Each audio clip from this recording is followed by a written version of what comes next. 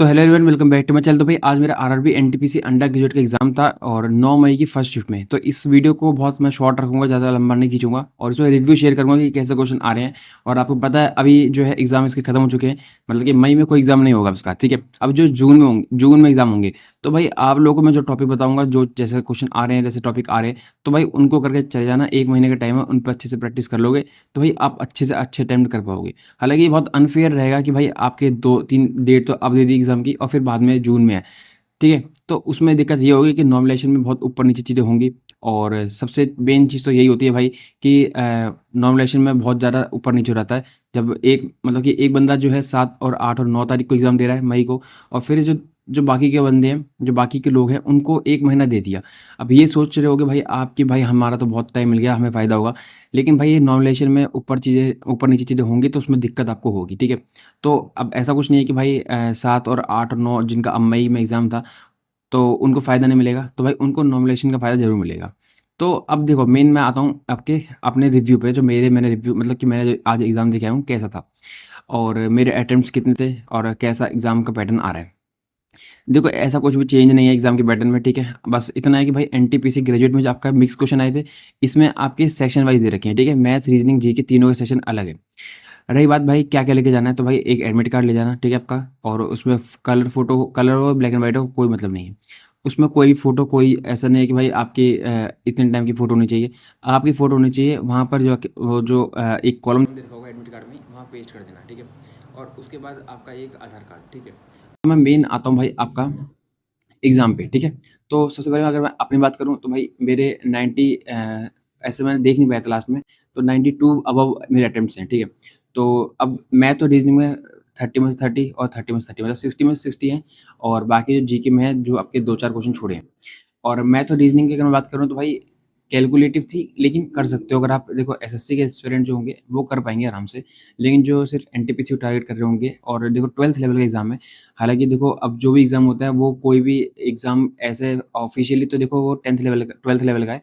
लेकिन वो अनऑफ़िशियली अगर देखें तो उसमें सब हर कोई भरता है, ठीक है? ग्रेजुएट हो, चाहे कोई भी पीएचडी बंदा कर रहा हो, चाहे कोई आईएएस की तैयारी कर रहा हो, चाहे आपका सीजीएल की तैयारी कर रहा हो, तो सब बच्चे मतलब उसको एग्ज़ाम देने को जाते हैं। तो फिर ये एक लेवल अगर मैं बोलूँ कि 12th के लेवल के हिसाब से देखोगे, ठीक है, ऑफ़िशियली देखोगे, तो एग्ज़ाम का लेवल अच्छा था। लेकिन अगर देखोगे भाई इसमें तो सारे बच्चे बैठ रहे हैं धुरंधर मतलब हर लेवल के, तो फिर उनके हिसाब से फिर एग्ज़ाम मॉडरेट और ईज़ी की तरफ आ जाता है, ठीक है? तो भाई अगर मैं बात करता हूँ रीज़निंग की, सबसे पहले सेक्शन उठाते हैं रीज़निंग का। तो देखो इस चैनल को सब्सक्राइब कर देना भाई। आगे मैं कोशिश करूँगा कि भाई जैसे एग्ज़ाम आ रहे हैं, 1 महीना आपके पास है, तो उसके बिहाफ़ पे मैथ और रीज़निंग के सेट लेके आऊँगा, ठीक है? भाई एकदम एक डिट्टो क्वेश्चन जो आपके आएँगे एग्ज़ाम में वैसे। ठीक है? अभी तो देखो एक एनालिसिस है शॉर्ट में, तो कुछ क्वेश्चन मेरे को याद रहेंगे, मैं बता दूँगा, कुछ नहीं रहेंगे, वो दिमाग से निकल जाएँगे। लेकिन जो है भाई आपके सेट अगर आप बोलते हो, अगर आप मतलब कि सपोर्ट करते हो, तो भाई आपको मैं कोशिश करूँगा कि भाई आपके मैथ और रीज़निंग के एक्सपेक्टेड क्वेश्चन का सेट लेके आऊँ। और रही बात भाई आपको जीके के जो हैं कुछ क्वेश्चन मैं उसकी क्विज़ बना के जो आपके अभी आ रहे हैं उसके हिसाब से डालूँगा। तो टेलीग्राम की जो लिंक है वो डिस्क्रिप्शन में है, उसको मतलब जॉइन कर लेना। तो एक मेन ग्रुप है और एक क्विज़ ग्रुप है, तो दोनों को जॉइन कर लेना, ठीक है? तो वहाँ पर जो है क्वेश्चन चेक करेंगे कि आपके एक्सपेक्टेड कैसे आ सकते हैं अभी के बिहाफ़ पे। रीज़निंग की मैं बात कर लेता हूँ। देखो सबसे पहले तो भाई आपको सीटिंग अरेंजमेंट में अच्छी कमांड होनी चाहिए। उसमें आपके मतलब कि क्वेश्चन तो 4-5 आ रहे हैं, लेकिन 2-3 क्वेश्चन आप आराम से कर लोगे, लेकिन 2-3 क्वेश्चन में जो है भाई टाइम लगेगा, ठीक है? अब सीटिंग अरेंजमेंट भी आपकी अलग-अलग टाइप की होती है। एक होती है सर्कल सीटिंग अरेंजमेंट, और एक होती है कि लाइन से बिठा देते हैं, और एक होता है भाई आपका फ्लोर सीटिंग, ठीक है? तो तीनों टाइप के क्वेश्चन थे आपके। और फ्लोर सीटिंग मतलब कि ऊपर-नीचे वाली सीटिंग में जो है भाई आपके उसमें थोड़ा-सा आपको अच्छे से आपको कमांड होनी चाहिए, क्योंकि आपकी जो इन्फॉर्मेशन दे रखी है, उसके हिसाब से आपको थोड़ा-सा लॉजिक लगाना पड़ेगा दिमाग से, ठीक है? तो एक डायग्राम बना के मत चलना बस, तो 2 डायग्राम बना के चलना, 2 सिचुएशन लेके चलना, ठीक है? तो उससे आप ईज़िली कर पाओगे।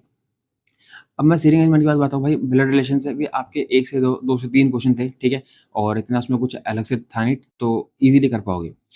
फिर सीरीज़ के भी क्वेश्चन बहुत ईज़ी थे, ठीक है? आपके मतलब कि किसी में 2-4 प्लस हो रहा है, किसी में कुछ कुछ प्लस हो रहा है, ठीक है? किसी के गैप में स्क्वायर का डिफरेंस है, मतलब कि वही बेसिक, ठीक है? तो इतना कुछ उसमें अलग से ऐसा था नहीं कि बहुत तगड़े वाले पैटर्न लग रही हैं।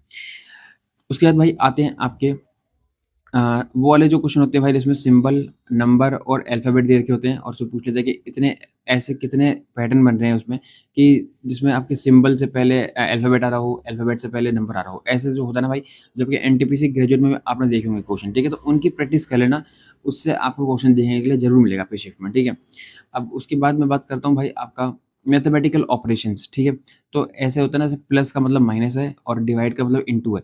ऐसे दे देंगे और बोलेंगे कि कौन-सी ऐसी 4 इक्वेशन दे देंगे जिसमें कि आपकी 4 आपकी पूरी मतलब इक्वेशन रहेगी, तो उसमें पूछेंगे कि कौन से ऐसा इसमें से ऑप्शन है जिसमें कि ये फिट करने पे आपकी इक्वेशन सही बैठ रही है। तो ये क्वेश्चन में आपको थोड़ा-सा टाइम लगेगा, मतलब कि टाइम टेकिंग है रीज़निंग और मैथ, ठीक है? ऐसा नहीं बोलूँगा कि भाई आपके पेपर ईज़ी है बहुत, मतलब कि एकदम सरल आ रहा है, ऐसा कुछ नहीं है, ठीक है? मतलब कि कैलकुलेटिव है, अगर देखोगे तो टाइम काफ़ी अच्छा है, 1.5 घंटा मिलता है, ठीक है? सीजीएल के हिसाब से सीजीएल में 1 घंटे मिलता है, यहाँ पर 1.5 घंटा मिलता है। तो उसके हिसाब से टाइम भी अच्छा खासा मिल रहा है, तो कर सकते हो आप, ठीक है? अब मैं बात करता हूँ भाई, देखो रीज़निंग का मोटा-मोटा यही हो गया और इसके बाद और क्या बात करोगे?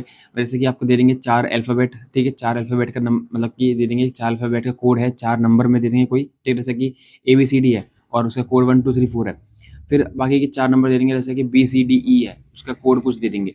तो उसमें एक अल्फ़ाबेट होगा जो कॉमन होगा, ठीक है? ऐसा कुछ होगा, ठीक है? या फिर कॉमन नहीं होगा, तो उसका कोड पूछ लेंगे। कि इसका कोड क्या बन रहा है। तो वो भी आपने देखा होगा एनटीपीसी ग्रेजुएट में आपके उस टाइप के एग्ज़ाम में क्वेश्चन आए थे। तो ये मतलब कि सारा मतलब ये कहना चाहूँगा कि आप जो ग्रेजुएट का एग्ज़ाम आया था, ठीक है? एनटीपीसी का, तो उसको करके जाना, उससे आपको फ़ायदा मिलेगा। अब मैं बात करता हूँ भाई मैथ की। तो मैथ में आपको अगर आपकी स्पीड अच्छी है तो आप आराम से 30 में से 30 कर पाओगे, ठीक है? कॉन्सेप्ट बस आपको क्लियर होना चाहिए। आपने कहीं न कहीं से सिलेबस करा होगा पूरा, ठीक है? तो आप आराम से कर लोगे। मैथ में अगर मैं बात करूँ तो भाई आपका टाइम एंड वर्क से क्वेश्चन थे आपके अच्छे खासे, ठीक है? और अगर मैं बात करूँ तो पार्टनरशिप से शायद क्वेश्चन था मेरी शिप में। और उसके बाद भाई आपका प्रॉफिट एंड लॉस से आपके क्वेश्चन है, ठीक है? और मतलब कि इसमें कुछ बताने की ज़रूरत नहीं है कि कौन से टाइप से है, मतलब कर पाओगे आराम से, ठीक है? कंपाउंड इंटरेस्ट से क्वेश्चन था, ठीक है? हमारी शिफ्ट में। और कंपाउंड इंटरेस्ट का फिर आपका ट्रिग्नोमेट्री से, अगर आप मैं बताऊँ, देखो ट्रिग्नोमेट्री से तो क्वेश्चन आ रहे हैं, उसमें कोशिश करो वैल्यू पुटिंग की, ठीक है? कि आपको जैसे कुछ भी दे रखा है कि इक्वेशन दे रखी है और आपको पूछ रहा है कि 4 ऑप्शन में कौन-सा ऑप्शन सही है। तो कोशिश करो कि भाई वैल्यू पुटिंग कर दो, जैसे कि साइन थीटा दे रखा है, कॉस थीटा, तो कुछ भी मान लो कि थीटा की वैल्यू 30 मान लो, 60 मान लो, 45 मान लो, जो ईज़ी लग रही हो उस क्वेश्चन के हिसाब से। तो अगर आपने वैल्यू पुटिंग सीखी होगी किसी टीचर से जिससे पढ़े हो, तो उन्होंने अगर वैल्यू पुटिंग सिखाई है तो वो यूज़ करके आप आराम से क्वेश्चन कर पाओगे, ठीक है? तो ट्रिग्नोमेट्री में आपको अलग से ऐसा कुछ ज़्यादा ज़्यादा करने की ज़रूरत नहीं है। अब मैं आता हूँ भाई आपके अलजेब्रा पे। तो अलजेब्रा देखो ऐसा, मतलब कि ए प्लस बी का मतलब ए प्लस बी की वैल्यू दे रखी है, ए इंटू बी की दे रखी है, ठीक है? और फिर आपसे पूछ लेंगे ए माइनस बी की वैल्यू क्या होगी। तो ऐसा क्वेश्चन मेरी शीट में भी था। तो उसमें भी आप इजीली कैलकुलेशन, देखो कैलकुलेशन अच्छी खासी है, ठीक है? अब ये मत सोचना कि क्वेश्चन ईज़ी है तो भाई आपकी कैलकुलेशन आप आराम से कर लोगे। कैलकुलेशन में आपको अच्छा खासा टाइम लगेगा। फिर मेंसुरेशन की बात करते हैं, मेंसुरेशन से भी आपके क्वेश्चन आ रहे हैं, ठीक है?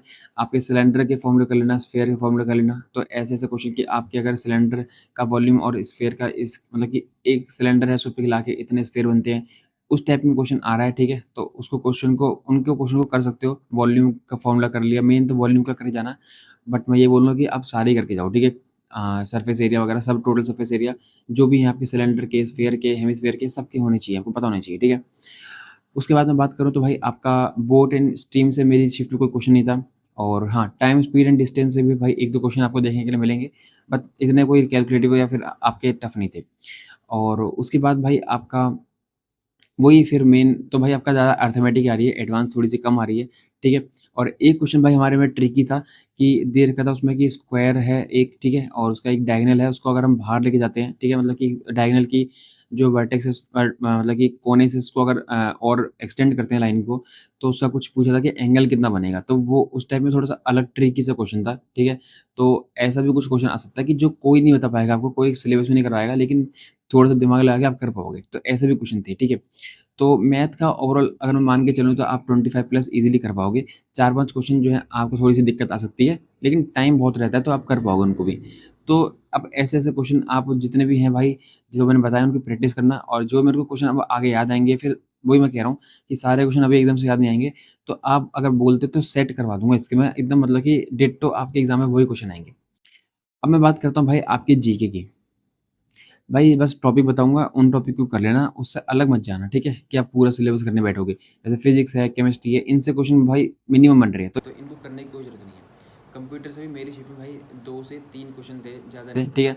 तो कंप्यूटर भी आप अवॉइड कर सकते हो। तो फिर कौन से चैप्टर करने हैं भाई? पॉलिटी से आपके अमेंडमेंट हो गए, ठीक है? आर्टिकल हो गए, इनको आप कर लेना, ठीक है? अब पॉलिटी में भी आपके अब जो मेन टॉपिक होते हैं वो करो। जैसे कि फंडामेंटल राइट्स हैं, फंडामेंटल ड्यूटीज़ हैं, सिटीज़नशिप है, ठीक है? प्रेज़िडेंट से आपके क्वेश्चन आते हैं, तो ये सारे क्वेश्चन हैं, ठीक है? फिर इमरजेंसी के आस-पास के जो भी आपके आर्टिकल हैं वो सारे। मतलब 350 के आस-पास जितने भी आर्टिकल है वो करना, क्योंकि वहाँ से क्वेश्चन आपका आता ही है। अब मैं बात करूँ, हाँ, फिर अमेंडमेंट से भी क्वेश्चन था 100 मतलब 100 के ऊपर कोई अमेंडमेंट पूछ रखा था, ठीक है? तो अगर पॉलिटी की बात करूँ तो आपके वेटेज अच्छा खासा है। फिर भाई हिस्ट्री में कुछ भी पूछ रहा है भाई, ठीक है? तो हिस्ट्री की आप ये नहीं सोच सकते कि भाई आपका यहाँ से आ जाएगा, वहाँ से आ जाएगा। हिस्ट्री में आपका कुछ भी पूछ सकता है, तो भाई मैं उससे कुछ कहूँगा नहीं कि आप ये पढ़ लो, वो पढ़ लो।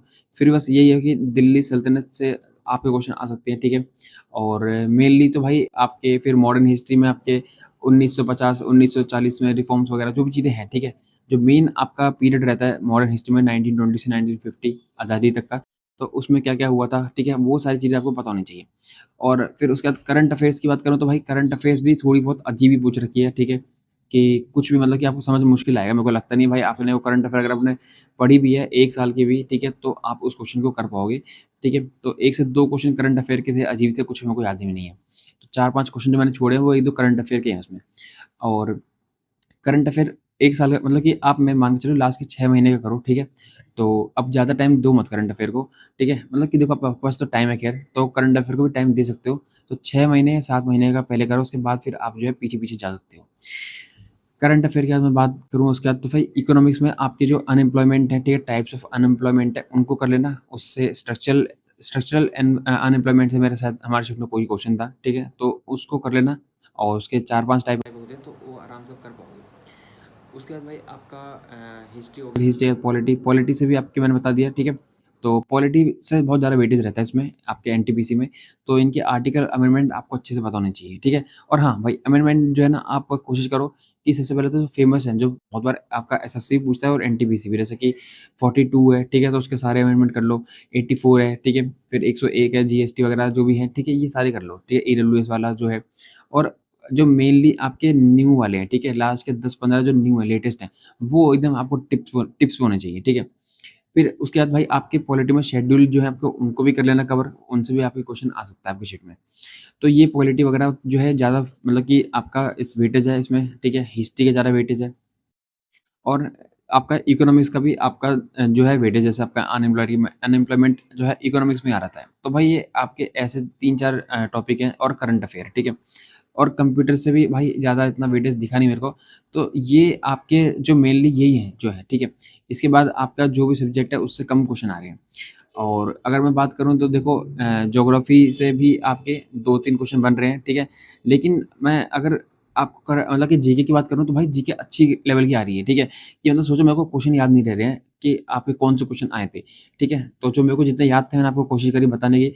तो जीके में क्या करना चाहिए भाई, मेरे हिसाब से तो आपको जीके एक ऐसा सब्जेक्ट है कि आप कितना ही पढ़ लो कुछ हुआ नहीं, ठीक है? और आप लोग रिलेट करोगे कि आपको ऐसा लग रहा होगा जैसे जीके के क्वेश्चन आप रिव्यू देख रहे होगे, तो आपको ऐसा लग रहा होगा भाई हमें तो ये जीके के क्वेश्चन हमें जीके आते ही नहीं है।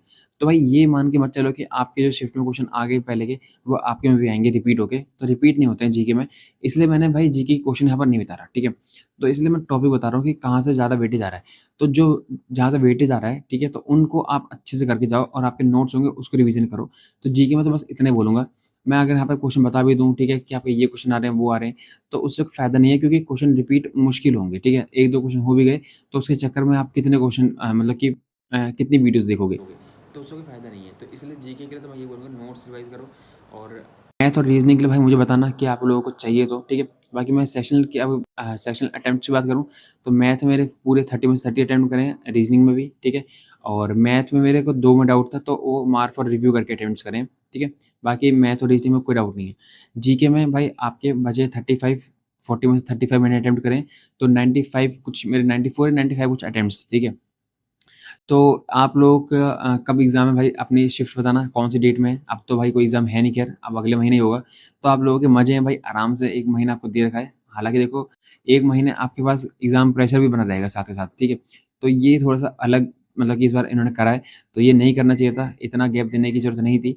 बाकी फिर भी चलो ठीक है, नॉर्मलाइज़ेशन में ऊपर-नीचे कर देंगे वो तो।